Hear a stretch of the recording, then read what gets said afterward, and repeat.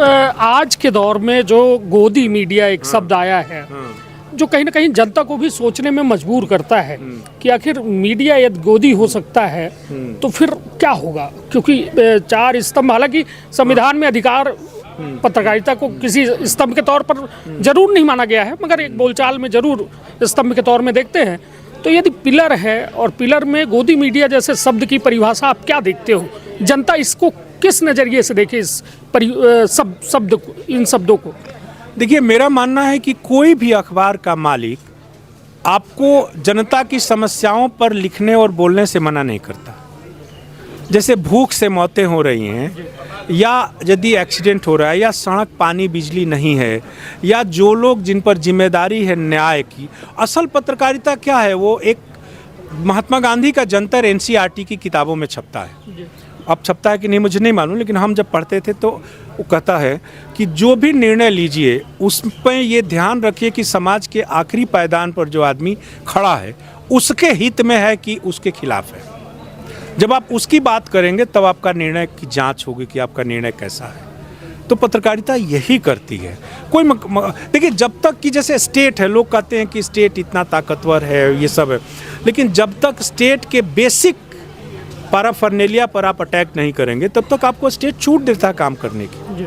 बहुत सारे officer IAS ऐसे हुए जिन्होंने बहुत अच्छे काम किए, बहुत सारे पुलिस के एसपी ऐसे हुए कि बहुत अच्छे काम किए उन्होंने। लेकिन हमारा समाज एक विविधतापूर्ण हिंदुस्तानी समाज है, उसमें आप एक जजमेंट नहीं दे सकते। इसलिए गोदी मीडिया का मतलब सीधा ये होता है कि वो सत्ता की गोद में बैठ गया है और जनता की बातें नहीं करके पावर की बात, पावर वाले लोगों की बात करता है। और पावर कैसे जुड़ता है? देखिए, विश्वनाथ प्रताप सिंह ने एक सिद्धांत दिया था। हमें लगता है कि जैसे आज इनकी डॉक्टर यादव की सरकार है मध्य प्रदेश में, मोहन यादव की, तो वो पावर हैं। पावर वो नहीं है अकेले, पावर के 5 एलिमेंट होते हैं, जान लीजिए। एक पॉलिटिकल पार्टी, रूलिंग पार्टी, वो पावर का पहला स्तंभ है। दूसरा स्तंभ है अपोजिशन पार्टी, उसके भी तो लोग एमपी एमएलए है ना, उसको भी उतनी तनख्वाह मिलती है और उसके पास भी पावर है। तीसरा स्तंभ होता है पावर का ब्यूरोक्रेसी, नौकरशाही, बहुत पावरफुल है इस देश में। कोई पॉलिटिकल लीडर नौकरशाही कुछ कर ही नहीं सकता। असली पावर उसी के हाथ में जो कलेक्टर और एसपी है, और ये आपके बीडीओ से लेकर और चीफ सेक्रेटरी तक का ढांचा है। ठीक है, देखो कितना पावरफुल है। चौथा पावर बिजनेसमैन, जो पैसा देता है इन सबको, जिसको बिजनेस मैग्नेट कहते हैं। और पांचवा पावर है मीडिया। तो ये 5 तत्व मिलकर पावर बनते हैं। हमें पांचों के संबंध पर समझना होगा और ईमानदारी से हमें रिपोर्ट करना होगा। उसके खतरे हैं, और उसके खतरे छोटी जगहों में ज़्यादा हैं। दिल्ली बॉम्बे में खतरे नहीं हैं। हमें याद ही नहीं कि दिल्ली में किसी पत्रकार को धमकी मिली होगी। दिल्ली में पूरी संसद है, पूरी सरकार है, पूरा मीडिया है, दिल्ली में नहीं है, लेकिन छोटी जगहों में ज़्यादा है। तो इसलिए गोदी मीडिया कुछ देर के लिए लग सकता है आपको। जैसे महात्मा गांधी का ही कोट करूँगा, रिचर्ड एटनबरा की फिल्म है गांधी, ऑस्कर जीता था 8। उस फिल्म में शुरुआत ही वॉइस ओवर से होती है, जब पानी के जहाज पर गांधी की अस्थियां हिंद महासागर और में बिखरी जा रही हैं। गांधी की आवाज़ में आती है कि कभी कभी लगता है कि जो असत्य है वो जीत जाएगा, लेकिन अंत में सत्य जीतता है।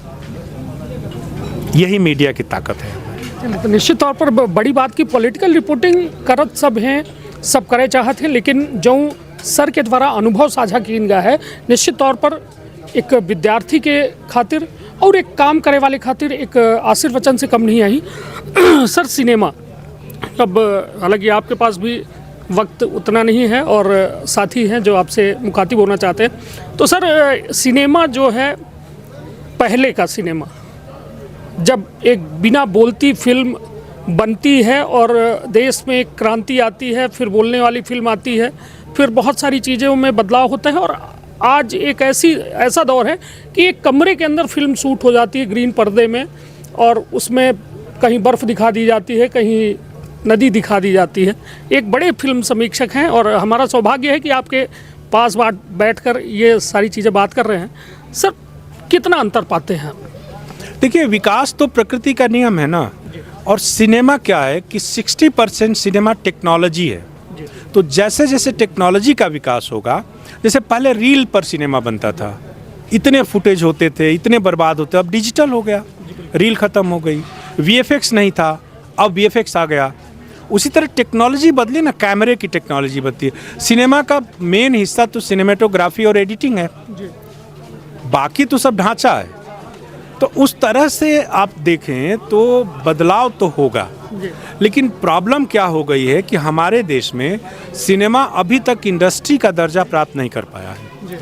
इसको ऐसे समझिए कि यदि मैं एक साबुन की फैक्ट्री खोलना चाहूँ तो हमें सरकार लोन दे देगी, बैंक लोन दे देगा, लेकिन मैं यदि फिल्म बनाना चाहूँ तो बैंक लोन नहीं देगा। तो सिनेमा के लिए पैसा कहाँ से आए? तो जब तक इसको इंडस्ट्री नहीं आप बनाएंगे, एक सोशल सिस्टम नहीं पैदा करेंगे, जैसे हमारे यहाँ सिनेमा को न तो सरकार से कोई सपोर्ट है, ना ही समाज से सपोर्ट है। क्यों? क्योंकि महात्मा गांधी सिनेमा के खिलाफ थे। महात्मा गांधी ने खुलकर लिखा और बोला आज़ादी के समय आंदोलन में, जिस समय 1913 में हमारी पहली फिल्म बनती है राजा हरिश्चंद्र। उसका उद्देश्य क्या है? सत्य और धर्म।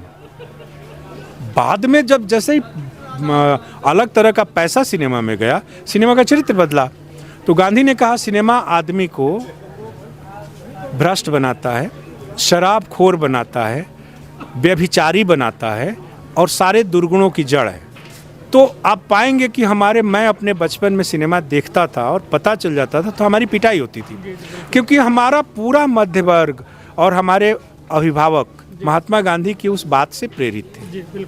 इसलिए हमारे यहाँ सिनेमा विकसित ही नहीं हो पाया ढंग से, क्योंकि आपने पहले ही मान लिया कि ये बुराई की जड़ है, बच्चों को बचाओ इससे। वो तो जब 1980 में जाकर दूरदर्शन रंगीन हुआ और दूरदर्शन पर हम लोग और बुनियाद जैसे सीरियल्स आए और इनका स्टारडम सब बढ़ा, तब हमारे मिडिल क्लास ने अपने और बच्चों को और इन सब को उसकी ओर किया। नहीं तो पहले तो बहुत बुराई मानी जाती थी। तो इसलिए सिनेमा का हमारे देश में अभी विकास होने में अभी 10-20 साल लगेंगे। जैसे आज़ाद हुए हम लोगों को अभी कितना समय हुआ, और दुनिया की किसी भी कला का संबंध आज़ादी से है। यदि आज़ादी नहीं होगी तो आपकी कला नहीं रहेगी। इंग्लैंड में जो अंग्रेजी या जितना फिल्में हैं, 400 साल की आज़ादी है ना उनकी। फ्रांस का रिवॉल्यूशन 1779 में हुआ, 1779 में। अमेरिका का आज़ादी हुआ 1774 में। तो अभी 75 साल पूरा हुआ है। तो इंतज़ार कीजिए, और हमारे नौजवान बहुत पोटेंशियल है उनमें। हमारे नौजवान अगले 10 सालों में सिनेमा का पूरा दृश्य बदल देंगे। निश्चित तौर पर सिनेमा मतलब अपना के शब्दन में यदि देखा जाए तो मतलब हम लोग बुकैया कर रहे हैं अन्य देशों के मुकाबले। मतलब अभी हम लोग बहुत पीछे घुटनों में चल रहे हैं, एक बच्चों की तरह हम घुटनों के बल चल रहे हैं सिनेमा में। कब तक ये है कि जवान हो जाएगा सिनेमा अपना? 10 साल में। 10 साल में। में। चलिए, निश्चित तौर पर सिनेमा की बात हुई सर। इसको ऐसे समझिए कि जैसे स्पोर्ट्स में समझिए, हम ओलंपिक में क्यों पीछे हैं? ओलंपिक जब होता है तो सबसे ज़्यादा पदक कौन जीतता है? मेडल अमेरिका जीतता है, रूस जीतता है, चीन जीतता है, बाकी सारे देश जीतते हैं। इसकी वजह है कि इसको ऐसे समझिए कि 140 करोड़ के देश में आपका कितना % पॉपुलेशन खेलता है? हमारे देश में आपका +1 -1% भी नहीं खेलता है। 140 माने 1 करोड़ 40 लाख लोग 1% होते हैं। क्या आपके देश में जो खिलाड़ी एकेडमी है और जो सही मायने में टेक्नोलॉजी के साथ ट्रेनिंग में खेलती है, वो क्या 1 करोड़ 40 लाख लोग हैं? नहीं हैं। नहीं। तो हम 1% भी खेलते नहीं हैं, तो हम मेडल में 20% कैसे मेडल जीतेंगे? स्पेन, फ्रांस, जर्मनी, जापान, चीन, उनका 25% पॉपुलेशन खेलता है, तब तो 25% जीतते। उसी तरह मेरा मानना है कि सिनेमा में अभी तक हमारे देश का बेस्ट टैलेंट नहीं आया है। हमारा बेस्ट टैलेंट किस में गया है? नकल करने में गया है, क्राइम में गया है, आईटी इंडस्ट्री में गया है, बिजनेस में गया है। तो जिन इलाकों में हमारा बेस्ट टैलेंट गया है, साइंस में गया है, मेडिसिन में गया है। अब देखिए हमारा मेडिकल उद्योग और हमारे हॉस्पिटल्स दुनिया के बड़े हॉस्पिटल जैसे हैं। इंजीनियरिंग में हमारा बेस्ट टैलेंट गया है, तो हम इतने ट्रेनें, पुल और ये सब बना रहे हैं। सिनेमा में बहुत कम लोग गए हैं, बेस्ट टैलेंट नहीं गया। दूसरे देशों का बेस्ट टैलेंट उसमें गया है। तो इसलिए जब दूसरा हमारी शिक्षा व्यवस्था का अंग नहीं है सिनेमा, तो आप देखिए, मैंने मेडिकल नहीं पढ़ा, MBBS नहीं किया, तो क्या मैं आपके हार्ट का ऑपरेशन कर सकता हूँ? नहीं तो आप मर जाएंगे। यही होता है, बिना पढ़े लिखे लोगों से फिल्म उद्योग बढ़ गया। बिना पढ़ाई लिखाई और ट्रेनिंग के आप फिल्म कैसे अच्छी बना लेंगे? दुनिया के जितने फेस्टिवल्स हैं उनमें जो भी बड़े फिल्मकार आते हैं उनका बायोडाटा पढ़िए, वो किसी न किसी फिल्म स्कूल से पढ़े हुए हैं। हमारे यहाँ का कितने लोग फिल्म स्कूल से पढ़े हुए हैं? क्यों? क्योंकि FTI एक है, 140 करोड़ के लिए एक FTI, जबकि सैकड़ों FTI होनी चाहिए। आपके मध्य प्रदेश में क्यों नहीं फिल्म स्कूल है? इतनी फिल्मों की शूटिंग होती है, क्यों? क्योंकि जनता ये सवाल नहीं पूछती कि हम इंटरटेनमेंट टैक्स, सिनेमा का टिकट कभी खरीदा है? उसमें एक होता है सिनेमा उसका रेट, दूसरा होता है मनोरंजन कर।